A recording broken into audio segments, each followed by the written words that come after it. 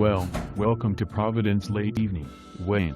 Thanks Bart. I really did not expect the International Space Station to be so roomy. Wayne, this is the set of Rhode Island's late evening show, not the International Space Station. Oh, that explains the gravity then. Glad we got that cleared up then, Wayne. I am sure our audience wants to hear all about your new daytime show. Cooking with Wayne. How do you find the time to do a live daytime show and manage all your empire of W restaurants? Well, it's not easy, Bart. I credit my staff for keeping things running smoothly. I could see how that may be required in your case.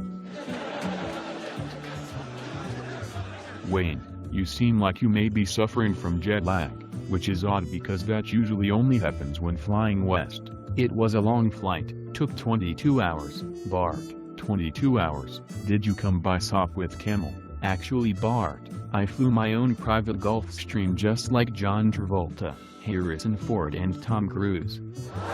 Well, a Gulfstream flies at Mach 925. What took so long? When I flew over the Sea of Japan and could not find Rhode Island, I had to put it on autopilot and consult my Rand McNally road atlas I got from AAA. A couple of nice North Korean fighter pilots gave me directions and escorted me out of their airspace.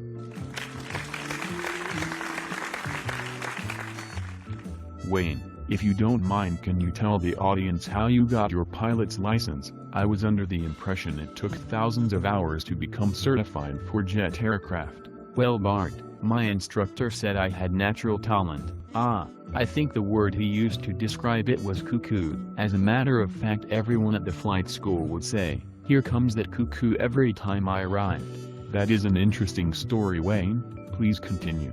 Well, Bart, after ground school where I practiced for a grueling 4 hours after lunch in their trainer, the flight instructor came and unlocked the shipping container. I can say I was drenched in sweat, and nearly stuck to the metal folding chair.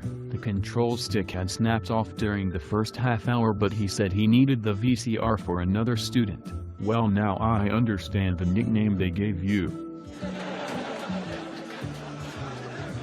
Well, Bart, after I stumbled out of the shipping container and rehydrated myself from the hose outside the hangar, I changed out of my orange jumpsuit with the company logo printed on the back and went home for the day. And what was the company name?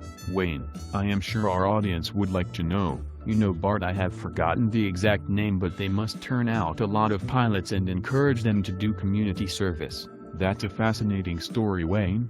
We need to cut to a commercial and continue your interesting tale when we come back.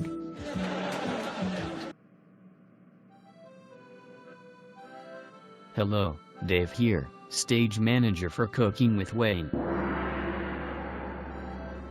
Not funny, Otto. Well, I just wanted to say you should watch the show. It is important to me and my family. If nobody watches, we will be forced out of our house, tossed out on the street, and I will probably return to my former addiction to sterno. For the love of God, please tune in. That maniac Wayne will stop at nothing. Wait, if you're watching, Wayne, I didn't mean the maniac thing. Please find it in your heart to forgive me. Well, tune in for more exciting episodes of Cooking with Wayne coming to a television near you. Hope you see this, Grandma. We are trying to get you released from Carlsbad Caverns, where Wayne has entombed you with 6 months of MREs and cases of bottled water. So viewers, if you love your grandma, tune in and watch, so Wayne will disclose my grandma's location. Her fate is up to you.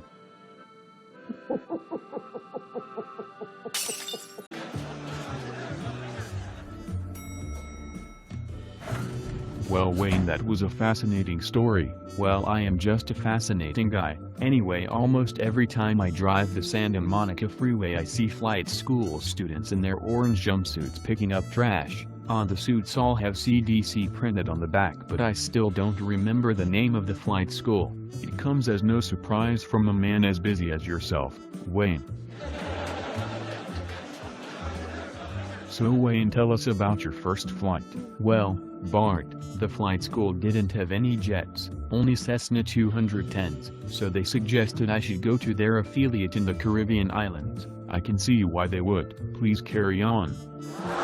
Well, I jumped right in my Lamborghini Aventador LP 750-4 Superveloce and raced to the airport, chartered a private jet and arranged delivery of my Gulfstream G650ER while in flight using a hacked Russian satellite. I didn't think you could buy a Gulfstream off the lot, Wayne. It was John Travolta's custom-built one, but I made an offer they could not refuse to fly it to the island that day and tell John it was damaged in a tragic forklift accident. Sounds plausible, well, as plausible as anything else you have said so far.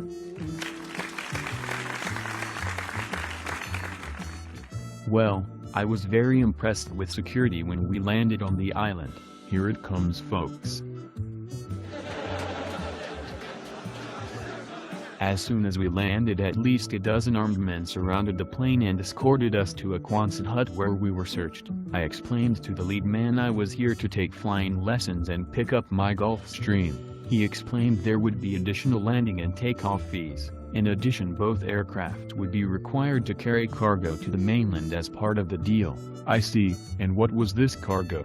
They said it was urgent medical supplies that had to be delivered to New York and Los Angeles immediately and that the flight school was temporarily closed. He said he had received notice of my excellent skills on the trainer and issued me my pilot license, which listed Holland as the issuing authority. I thought as much. What happened next, Wayne? Not much, Bart. We waited in the Quonset hut, eating fruit while the men loaded the planes with the medical supplies and refueled them with a hand pump and 55-gallon drums in the back of an old Ford Bronco. Sounds exciting. Well, there was some gunfire. At one point a boat came past and the men opened fire with 3-round bursts till the boat sped off. The leader explained they were pirates and disguised their boat as Dutch Antilles Coast Guard to steal their medical supplies. Who would have guessed, Wayne? Well, it was time to leave. The leader gave strict orders not to go near the medical supplies and phone numbers in New York and Los Angeles to call as soon as we landed. The Gulfstream pilot said I should sit in the co-pilot seat so he could explain the controls and instruments before I took over. Probably not a bad idea.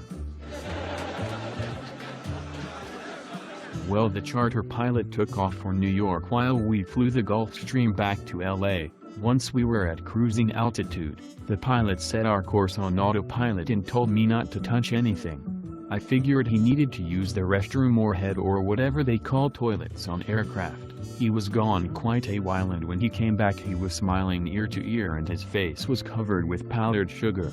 I asked if I could have a powdered donut. He said there was only one. Wow, I didn't see that coming. Looking back, it seems the pilot suffered from air sickness as he kept going to the back of the plane every half hour, but it didn't seem to bother him as he was always excited and talking a lot when he came back.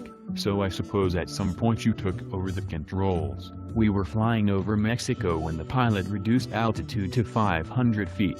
He explained, Los Angeles was fogged in and we would need to land somewhere near Barstow. At that point he let me control the plane since the buzzer was going off and autopilot would not engage at that altitude. It must have been touch and go about that point. Wayne, what happened next? Well, Bart, we made an emergency landing in the desert. We were met by one of the pilot's friends and unloaded the medical supplies into their truck. I was told to wait in the Gulfstream till they came back. Well, 3 days passed and I decided it was do or die. So I wound up the turbines, extended the flaps and flew off to Los Angeles. It was odd, when I arrived nobody seemed to know about a fog event.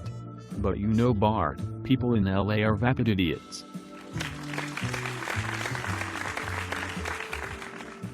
Well, Wayne, sorry we did not have time to talk about your new show, Cooking with Wayne. Maybe next time.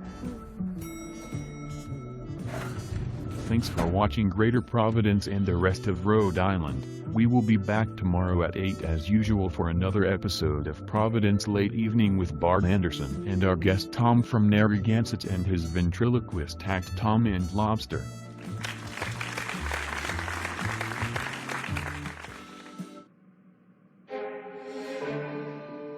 Thank God that is over. Amen.